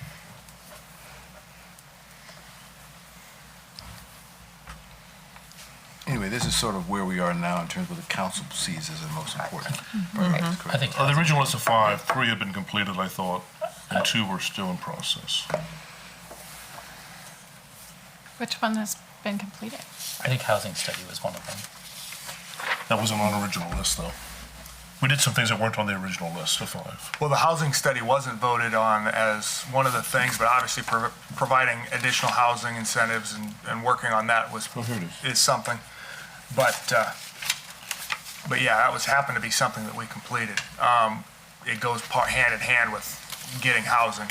Obviously, hiring a position to implement a uniform building code. We have the position, but we haven't implemented a building code at this point, but working towards that. The rental code is we're going to have a recommendation to property here coming forward to upgrade the habitability code from the 1996, 98 code. I was in the ballpark, and move it up to a more current year to for the habitability code, which will help tremendously. Obviously, there's going to be some things coming out from the housing study to promote additional housing. I've been in contact with FIDA talking about some housing possibilities so that we can get involved to partner with them. Again, that, of course, then that covers the bottom one too, proactively pursue new housing projects. So those, and then trying to divest of underutilized city-owned land where we tried to get rid of some ground there by Logan Apartments, and I've had some people reach out to me also for that, so we're still working on that also. So we're working on those top 5 in particular, and those are some good things for us to continue to do. Okay, great. Okay, I guess my sense is that the only one of the 5 that we actually finished completely, the original 5, was number 17, where we funded the child care center. The rest of them are still in progress. That's where, I would say that's accurate. That one won't be on. Oh yeah, it is still on there. Well, I think we should keep them on here and just mark them as completed in the Right. date. Like Okay. with the housing study. And we can, have that to refer to, and we can look back and say, okay, we did that in such and such a year, and we can see the progress that we're making. Sure. Okay, now let's move on to the next item. Consideration of interim financing commitment letter. This is not to exceed $12,500,000. We're working on that. This letter is a written letter saying Piper and Sandler will cover if necessary. However, we just don't have it finalized at this point. Right, we will be going out for interim financing. Piper will cover us if we don't get that, which is highly unlikely. And the interest rate is unknown at this point because we haven't gone out and gotten it yet. Correct. And that'll come back to us for final approval. Yes. This is just an interim letter. Yes, very good, yeah. That's a good way to put it. So I'll make a motion to approve the interim letter of commitment. Is there a second? Second. Second by Gandy. Any questions? Discussion? Now please call the roll. Flournoy, Yes. Gandy, Yes. Anderson, Yes. Ham, Yes. Rasmussen, Yes. Esti, Yes. Toohill. Yes. Okay. Coming up to that. 1, 2, 3, 4. Okay, so we have sort of like 2 sets of 4 here to go through this process. Yep. And this has to do with the bids, I'm ready. approving low bidder, awarding the bidder upon USDA approval. A bunch of stuff that Allers wants us to do. Right, and then approve the construction contract and bond. So, Melanie, go ahead. Okay. Yes, so there's four items for bid package 1, which is the lift station portion of step 3, and 4 items for the force main portion, or bid package number 2. So there's 2 bid packages, meaning there's 2 sets of contractors, but this is all still considered step 3. And so with bid package 1, the bids were over the engineer's estimate, but on bid package 2, they were under the engineer's estimate, so don't get too scared when I read these numbers in just a little bit. So for bid package 1, the lift station, there were 2 bids received. The low bid was from Woodruff Construction of Tiffin, Iowa, for sorry, I'm sorry. $6,557,300. Yes, the base bid lump sum price of $6,557,300, and the second bid was from WRH of Amana, Iowa, at $8,153,000. The engineer's estimate was for $5,775,000. There are also some unit price items in here that don't come into play into that base bid. So, analysis of the bids. Woodruff is an excellent contractor that the city and McClure have worked with before. That the McClure has worked with before on similar type projects. We don't feel like they have left anything out of their bid. And, other than maybe perhaps WRH not needing the work as much as Woodruff, there's nothing particular that we can find as to the difference between the 2 bids. As far as Woodruff being over the engineer's estimate, the mechanical and electrical items on the wastewater treatment plant side of things are in fluctuation with prices right now. Your building materials such as pipe and concrete have stabilized a little bit, but that electrical and mechanical stuff are still moving around a lot, and we think that's the primary reason for the overage. So that being said, McClure and city staff are recommending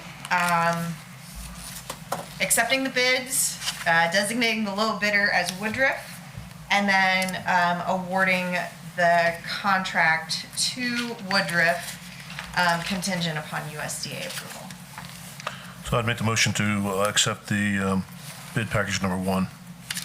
Second. Okay, it's been moved and seconded to accept the bids. Bid package number 1. Is there any discussion? Not, please call the roll. Flournoy. Yes. Anderson. Yes. Esti. Yes. Rasmussen. Yes. Gandy. Yes. Toohill. Yes. Ham. Yes. Thank you. The next is to approve the low bidder.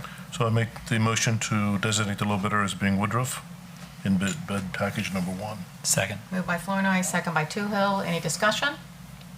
Please call the roll. Flournoy. Yes. Toohill. Yes. Rasmussen. Yes. Ham. Yes. Gandy. Yes. Esti. Yes. Anderson. Yes. And the third is to award the construction contract approval upon USDA. So I make the motion to award the contract for construction to Woodruff. Second. And that has to include approval of the USDA, correct? Yeah, contingent upon USDA. Yeah. I'm sorry. Flournoy And Toohill. moved and Toohill second. Any question? Not, please call the roll. Flournoy. Yes. Esti. Yes. Oh, sorry. Oh. Toohill. Yes. Then Esti. Yes. My apologies. Rasmussen. Yes. Ham. Yes. Anderson. Yes. Gandy. Yes. And then the last step, to approve the construction contract and bond contingent upon USDA approval. Make the motion to approve the construction contract and bond of step 3 improvements according to bid package number 1. Second. Moved by Flournoy, second by Toohill. Any discussion? Not, please call the roll. Flournoy. Yes. Toohill. Yes. Gandy. Yes. Rasmussen. Yes. Ham. Yes. Esti. Yes. Anderson. Yes. Okay, so we're gonna do the same thing for bid package 2. We had an excellent turnout for the bidders, and Mayor Malloy always asked me to read all of the bidders and their bid prices because of all of the work that went into putting together a bid, but it's 8:30 and my brain is mush, so I'm only going to read the low bidder unless anyone wants me to go through all 7 bidders. The low bid was from Boomerang Corporation of Anamosa, Iowa. The low bid was $2,947,984. The engineer's estimate was $4,450,000. I will say the second low bid was from Drish Construction, which is considered a local bidder. Our local bidder ordinance doesn't apply to a USDA project like this, but also our local bidder ordinance is a 1% difference where we give a 1%, what's the word I'm looking for? Preference to those local bidders. So not only is this more than 1%, but it wouldn't apply to this project anyway, but I wanted to clarify that since our second low bid was from a local contractor.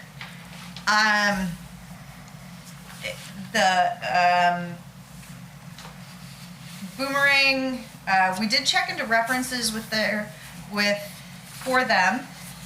McClure has worked with them before. They do have had issues with completing the projects on time, but unfortunately that is not something that we can throw out a bid for, given that a city has not filed anything legally against them.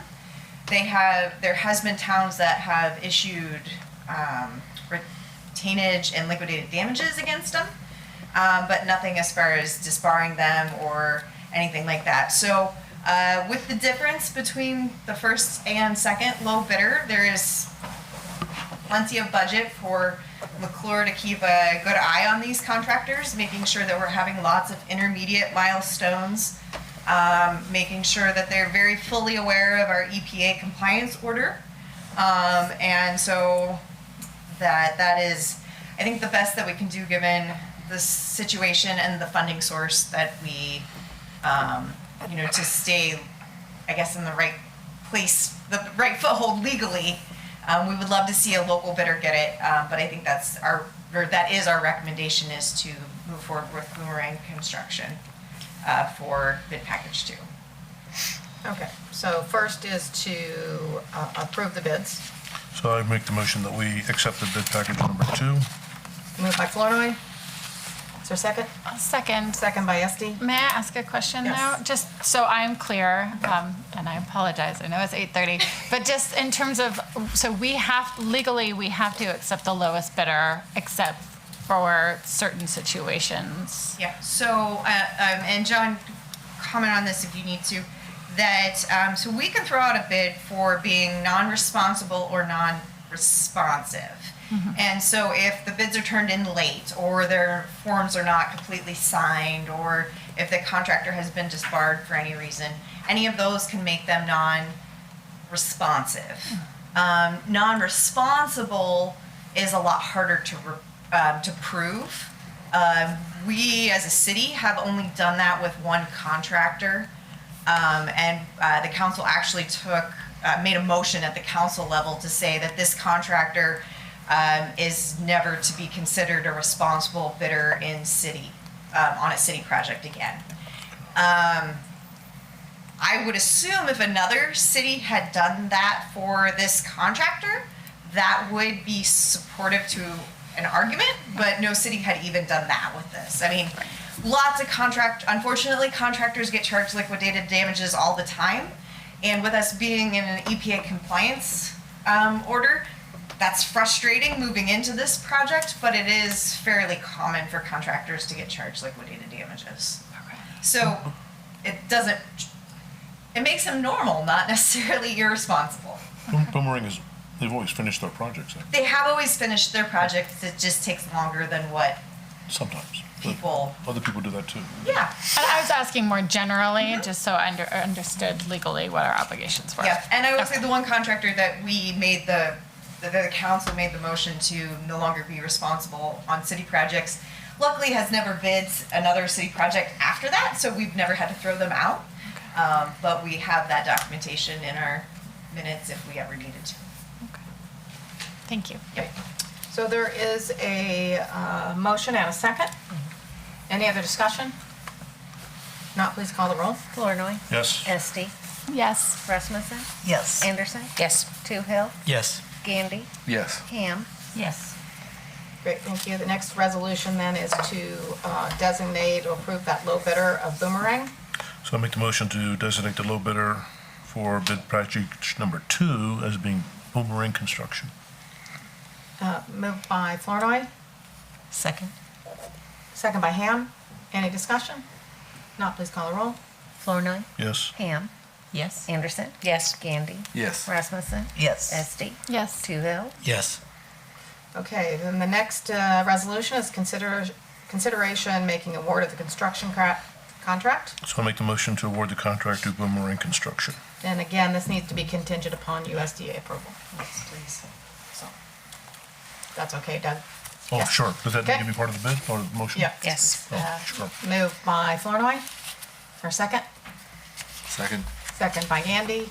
Any discussion? Not, please call the roll. Flournoy. Yes. Gandy. Yes. Anderson. Yes. Ham. Yes. Esty. Yes. Toohill. Yes. Rasmussen. Yes. The next resolution is then to approve that construction contract and bond contingent upon USDA approval. So I make the motion to approve the construction contract and bond with Boomerang Construction, subject to USDA approval, bid package number 2. Moved by Flournoy. Second. Moved by Esty, or second by Esty. Any discussion? Not, please call the roll. Flournoy. Yes. Esty. Yes. Toohill. Yes. Rasmussen. Yes. Gandy. Yes. Anderson. Yes. Ham. Yes. Thank you. Thank you.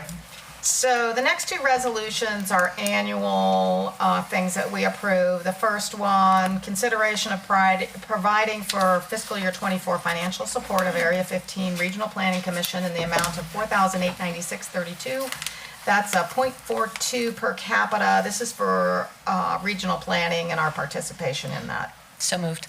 Moved by Anderson. Second. Second by Rasmussen. Any discussion? Not, please call the roll. Anderson? Yes. Rasmussen? Yes. Gandy? Yes. Flournoy? Yes. Esti? Yes. Ham? Yes. Toohill? Yes. Great, thank you. And the last one is consideration of providing for fiscal year '24 financial support of regional planning affiliation, which is Area 15, in the amount of $1,938, and this was for highway transportation grant funds. So moved. Moved by Anderson. Second. Second. Second by Rasmussen. Any discussion? Not, please call the roll. Anderson? Yes. Rasmussen? Yes. Ham? Yes. Gandy? Yes. Esti? Yes. Toohill? Yes. Flournoy? Yes. Thank you.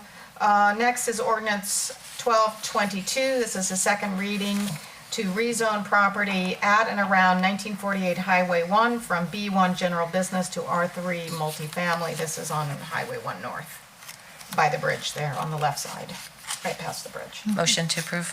Motion to approve the second Second. reading by Anderson, second by Toohill. Any discussion? Not, please call the roll. Anderson? Yes. Toohill? Yes. Rasmussen? Yes. Flournoy? Yes. Esti? Yes. Ham? Yes. Gandy? Yes. Thank you, council. Under the mayor's report, I have a couple of board appointments.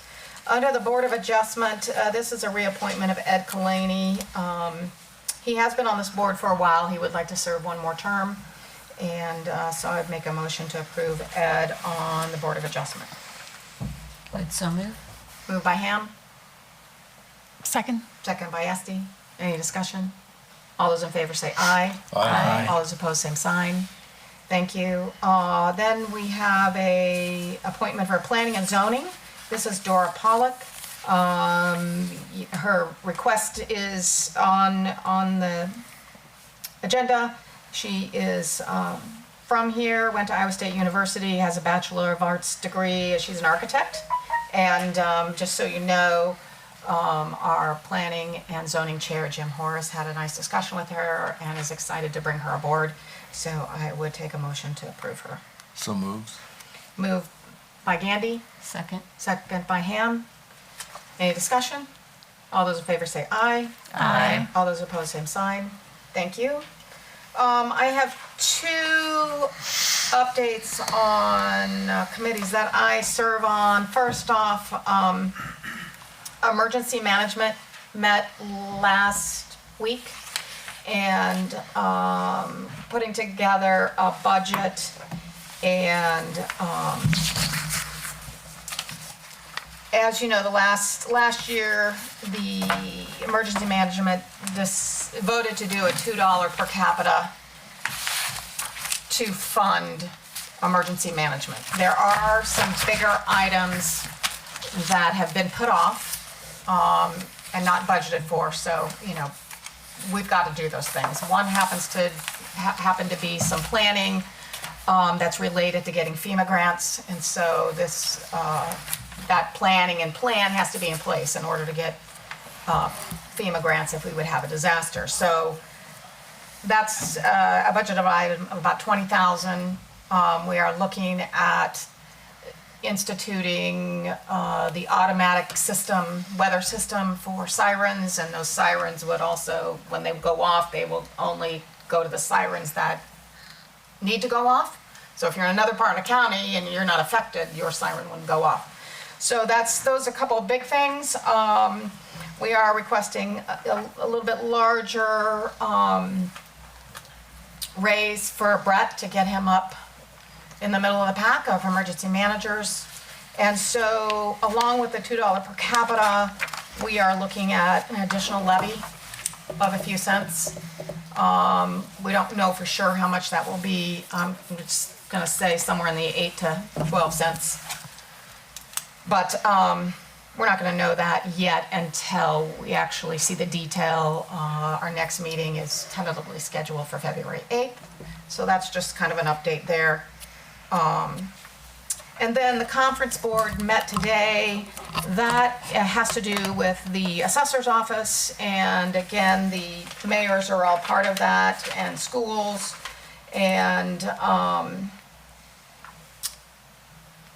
couple of interesting things that came out of there, where the levy is 44 cents, looks like, for this year. It was 43 cents last year, so not much difference as far as that goes. But Mr. Wemme did talk about residential assessment valuations, and commercials will probably be seeing a substantial increase this spring. And he did note that 2 years ago there were no increases. So just want to, I guess, prepare you for that. When you get your assessment, it's going to be higher in the spring. So I'd actually like to comment on that, if that's okay. you go for it. The good thing is yes, that's going to raise assessments, not this coming fiscal year, but the following. So this next year is still based on the old assessments. So we're doing some work on the budget, and Rebecca and I are having some headaches and migraines going through that, but I think we're getting there. If we could get a Ways and Means meeting here, what do we say, next week? Maybe next week, Monday? Doug, if that would be okay? Probably. I would prefer is, we'll set it next week and then go from there, or we'll set it here later, but just, Landlord meeting. oh, okay, we might have to adjust that. But we'll have to make some decisions for this fiscal year, but that's actually a good news for the next fiscal year for us. So we'll have more when we get together at Ways and Means. Okay, so that's all I have. City Can I of- make a couple Oh, comments yeah, about the sure, absolutely. EMA? I'm really glad to hear that the EMA is considering a levy as part of their fundraising for support. But I would encourage them to take the budget and split it in half, so that half the budget is raised by a per capita allotment, and the other, which would disfavor citizens of Fairfield and other municipalities. But the other half would be raised by a levy, which would balance that out a little bit. It's kind of a Solomon decision, cut it in half, and half the budget raised by a levy and half raised by per capita. I think that would be attractive. And then I also want to remind the EMA that they are required by Iowa Code to have a budget to us in February. And they haven't provided one since I've been around. So could they do that this year? Are you talking about service agency or emergency management? Emergency management is required by law to provide us with a budget so that we can incorporate their ask into our budget. I think it's by February. Okay. So I can bring it back to you When you get it, yeah. when I get it.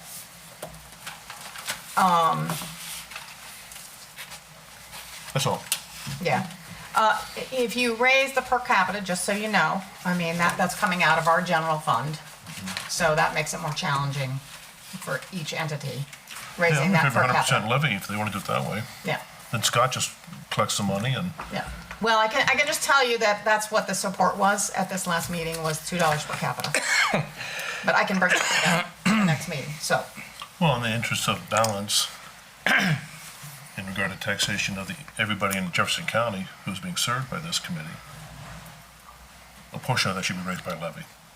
Yeah, well, it's going to be. And probably the bigger share this That's time fine. around. That's great. Yeah.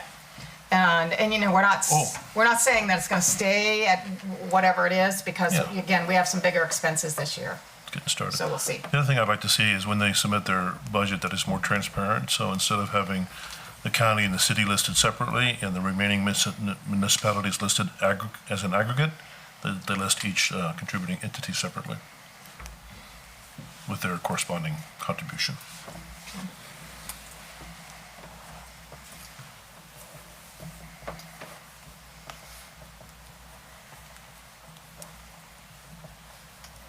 Okay. Okay, city attorney report? Couple of things. Last meeting, I mentioned a problem we had at the library. We created a group of standards as far as things being removed from the library. It all had to do with Mark Schaefer passing and the family wanting to go in and go through things at the library. You mean the As- museum, right? Pardon, the You mean the museum. museum? Yeah, I have the library as another thing to tell you about, but Mm-hmm. the museum used the guidelines, talked it over with the family. also with Susan, the widow. It's actually worked out very nicely. The family did take some personal things of Mark's that were not museum art or artifacts. They also, Susan drafted an agreement on some forms that the library uses, or not the library, the museum uses, as evidence of a donation. They have a group of forms that are modeled on some other foundations in town. And so that when they meet on the 26th and the foundation on the 30th, they're going to review those things with Susan and probably the whole worry that some people had about some of the things that were mixed bags as far as Mark's work that he was paid for on them, staying with the library and so forth, the museum. They were very happy to both the family endorse those things over to the city, and the same situation with the foundation if there were some things of Mark's that were work product with the foundation. So in the future, I think we use that as an example if we have any other circumstance, anything like that, as far as a person that's had a several decades long connection with that location or a location like it, and things that they might look at as far as whether it's theirs or the city's or the foundation's. It's kind of a model as far as I think the documents that are going to come out of this one. The other thing is the library. Alex McCunis and I have been back and forth a few times on the Esther Plum estate, and she's leaving $50,000 to the library foundation. And in this situation, pretty much the opposite of one we experienced last year when we had sort of a nightmare of money being written out to the wrong grantee and then being sent back to the grantor, and then the grantor changed their mind and gave it to somebody else and not our city or our foundation. In this situation, everything was worked out with the estate before anything was ever sent over here. So the state auditor is going to see that the check's been made out to the foundation from the estate, and there really isn't anything that going to come back and bite us that I can see. So a little bit of lead investigation that worked out pretty nicely this time. So anyway, Alex, I think, is aware of the past problem we had, and I don't think we'll see that kind of situation again. So, other than that, we're going up to mediation tomorrow in Iowa City, and who knows?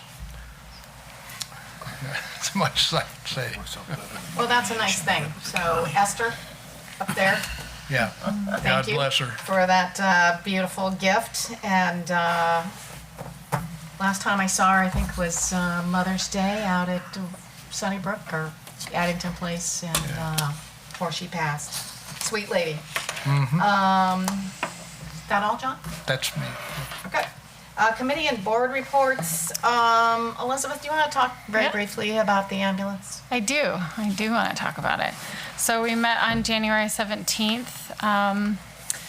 The CARE informed us that their Fairfield staff walked out, and right now they are covering with staff from Iowa City, and they provided us with a roster of the employees who are now covering their operations here. They have a new base manager, again, from their Iowa City location. I think that the concern is how long this situation will continue. They are working to the best of their ability to fulfill their contractual obligations and serve the community. So then we moved to a closed session. We discussed the upcoming mediation, and then the board also discussed what, options going forward. Nothing was settled, and we're still researching ideas. So yeah, I think that's the update. And if you have any questions, I could potentially answer them. But Great, thank you. Well, good luck on mediation. yeah. Anybody else have any committee reports? Didn't have any listed. Okay, administrator and department reports? I don't have anything, Melanie. Anything else I should say? Do you have something you should say? No, I said, I don't have anything else. Okay. Do you want us to set the timer? Yes, please. Okay. So we've talked plenty about sanitary sewer today, so I don't need to touch about any of those projects. The Burlington Avenue restriping is a project that we've kind of kicked down the road multiple times. I have talked with Joe Hurd, our new current street superintendent, and so we would like to review that with the Public Safety Committee. We would like to proceed with replacing the stripes in their current location, and he has estimates for replacing that tape both as by a contractor or in-house. So, Katie, if we can have a Public Safety Committee before spring to decide to work that into the spring and summer work, that would be great. The rest of the stuff I want to point out, unless anyone has any questions, is mainly related to parks. Lots of stuff going on that end. First of all, pay attention, or if you don't pay attention to the city's Facebook page, Calvin's got a lot of weekend activities happening at the rec center, and so whether you want to enjoy and watch that stuff or you want to avoid it, we're trying to make sure people are notified of the extra activities going on. Have the Special Olympics regional competition this weekend, and then looking at possible youth basketball tournament in February and a youth volleyball tournament in February. So we're putting those dates up there just so people are aware of the lots of extra activity that will be at the rec center.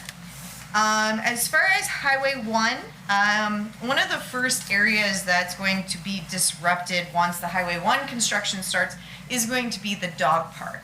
And so the stormwater outlet for Highway 1 goes through the dog park. And I've talked with the design engineers on that, and basically the south half is going to be disrupted for the storm sewer. So city staff's going to put some snow fence up so that at least half of the dog park is still going to be usable during construction. And so they're going to, people who use the park might start to see that fence come up in the next 30 days, depending on when we see. Beyond the snow fence, the chain link isn't going anywhere, right? Because I know plenty of dogs who can go through snow fence. Well, if the dog can go through snow fence, I would suggest not going Okay. to the So we dog are park. losing part of the chain link during the project? During the project. Yeah. Okay. Yep. So, More importantly, they can go over it. they can go over it, yeah, yes, I understand that, but we had the debate, Yeah. we thought that was better than completely losing the park. No, agreed. So, yes, but thank you for pointing that out. And that's what I wanted to let people know, because I do know that it's a very well utilized, and so that is going to be disrupted. It is going to be the first thing disrupted, which hopefully means that it can get put back together sooner rather than later as well. And it will get its chain link fence put back up. So, Can you put a Facebook post about that? I will. I'm also going to start in 2 weeks. I'll be at the radio station monthly to talk about what's going on with Highway 1. I will be doing monthly articles for the chamber as far as what's going on with Highway 1, as far as the different stages of what's getting shut down and things like that. So in addition to our meetings with the hospital to keep them informed, I've got a couple of things on my PR list to keep people up to date. Great, thank you. Also, it was on Facebook, but if you didn't notice that the O.B. Nelson Park is starting to go up. Lots of good reviews, so to speak, on what's going up there. Even more has been put up over the last week, so it's great to see the new Castle Park, so to speak, getting put up. And then the last thing on the Parks Department that I wanted to make sure you guys are aware, this was a project that the property committee approved a little over a year ago. But this is to install some naturescape playground at Lamson Woods. This is in the open area that is not considered part of the preserve, so we are allowed to do it and not put the preserve, to impact the preserve. I am getting a picture from Calvin and the citizens group that have been organizing it. I'll get a picture that the council can see what's going up there. But they have raised all of their money, so they are ordering that equipment, and we'll have it installed for use this spring and summer out there. So great work by that group of citizens. But just as a reminder, I know when new stuff goes up in new places, that can sometimes be startling to you as council members. I want to remind you of that project. So, lots of great things happening in the Parks and Rec right now.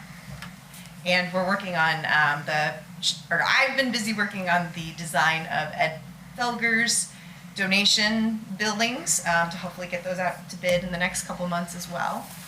So if you see like, toilets and sinks and all that type of paperwork laid out on my desk, that's what I'm doing. It's not personal work. I'm working on picking that stuff out for the Parks building. But anyway, lots of good stuff going on. Great, awesome. Any questions for Melanie? Seeing none, I'll take a motion to adjourn. So moved. Moved by Toohill, Second. second by Anderson. All those in favor say aye. Aye. All those opposed, same sign. Thank you. Meeting adjourned.